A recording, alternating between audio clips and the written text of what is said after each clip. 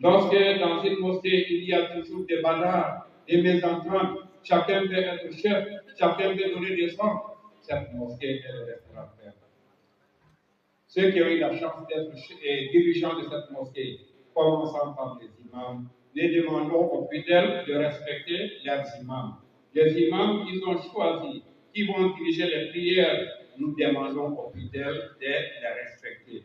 Le premier responsable d'une mosquée, c'est l'imam. Ce sont les imams qui sont les premiers responsables. Et la prise de décision les revient, les incombe. C'est eux qui doivent prendre la dernière décision, mais tout en consultant aussi ceux qui sont avec eux.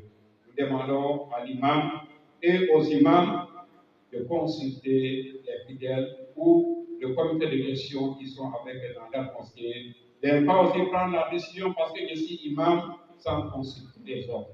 Parce que la consultation, c'est la sunna de notre prophète Muhammad, sallallahu alayhi wa sallam. Bien qu'il avait le wahy entre lui et Allah, il consultait toujours ses sahaba.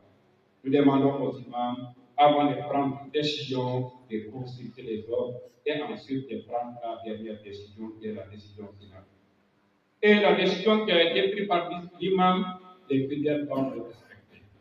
Les fidèles doivent respecter cette décision. Ils ne doivent pas dire ce que l'imam a dit, c'est pas vrai, c'est pas ça, c'est moi qui dois décider. Quand une mosquée devient comme ça seulement, alors ça devient une mosquée de mésentente.